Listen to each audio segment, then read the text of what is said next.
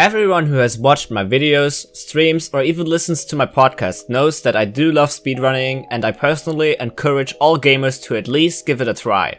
But did you also know that I struggled finding my way into this hobby and stopped very often with speedrunning since I thought it is nothing for me?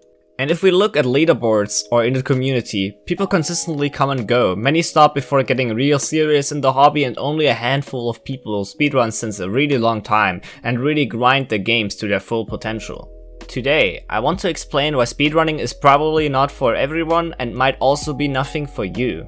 I will give you 3 different reasons on why it is so tough to stick with speedrunning for so many people, but don't feel too discouraged. Next week I will release a second video on this topic with the title Why Speedrunning Can Be Something for Everyone, to show you both sides of the coin.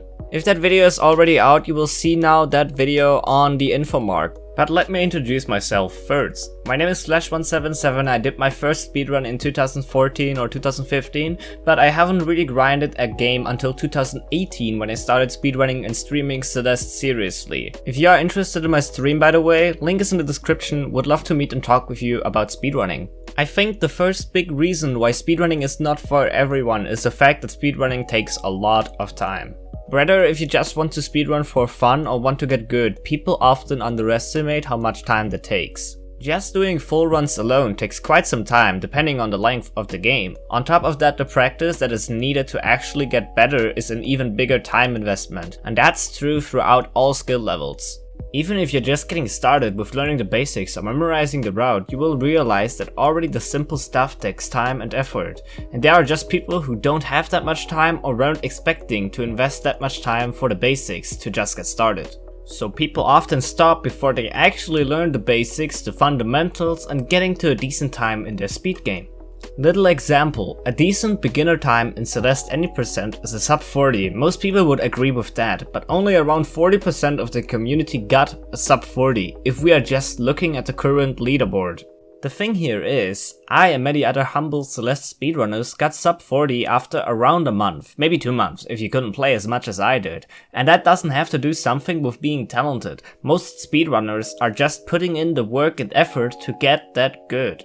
And I don't want to point out to all these people who don't have a sub 40 that they are bad or aren't humble enough.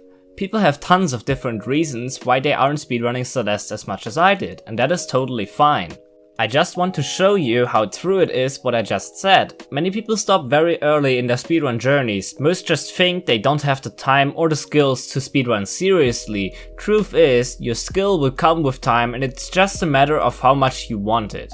Whatever reason you have, I think in the end it comes down to the fact that speedrunning is really time intensive and a commitment, and many people just like playing other games or do other activities during their free time instead of speedrunning, and that is totally fine.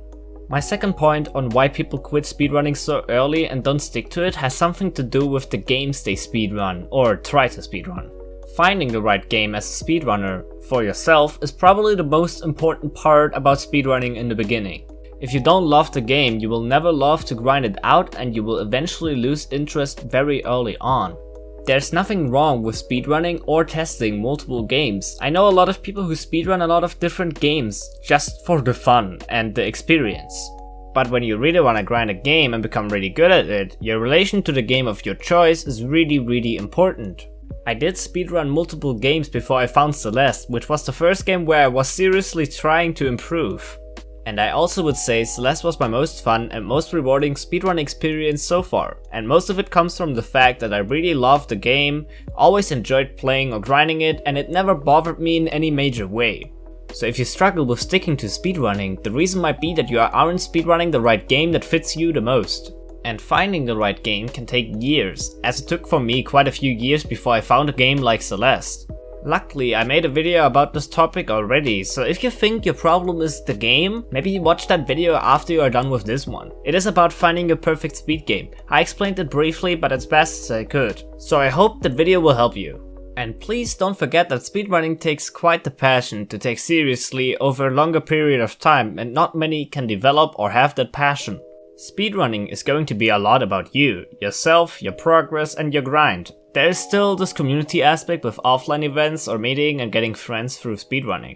But if you aren't passionate about the grind or improvement aspect or anything else speedrun related, it is going to be pretty hard for you to stick with this hobby consistently. I don't try to say you need to be full tryhard in order to be allowed to speedrun, totally not. In the end, we speedrun because of the fun, and mostly that fun comes from our passion towards speedrunning, getting better, improving upon yourself, or simply proving yourself you can do this and you can be pretty good at a video game if you want to. That proving myself aspect of speedrunning has been a pretty big factor in my speedrun career, and it is really important for me personally. Whatever your reason for speedrunning is, it needs to be a strong one that comes only from you. I try my best with this channel to show speedrunning to all of you and help you getting started with it, and I already helped a few people to get into this hobby, which I'm really happy for. By the way, if you're one of those people, please let me know in the comments, I would love to hear from your speedrun stories. I'm also hoping more are willing to start with speedrunning, since it is quite the awesome hobby, but please you need to enjoy it and have fun with the experience. That is #1 priority. Many start with speedrunning without that, I wanna call deeper passion or enjoyment for speedrunning, which is totally fine. It is still good that these people gave speedrunning a try. You never know what you like unless you give it a try, so keep trying to speedrun and try to enjoy it. Just take the info from this video to get an idea why speedrunning might not work for you, so you won't be unhappy or disappointed in yourself afterwards. In the end, I hope you find your passion or something that you enjoy in your life. If speedrunning is going to be one of your hobbies and you want to learn more about it, maybe you want to subscribe to this channel for more informative speedrun content. You can also follow me on Twitch or Twitter, where I talk about speedrunning and like to discuss topics with you guys. Links are in the description. As always, happy speedrunning and see you next week with another video.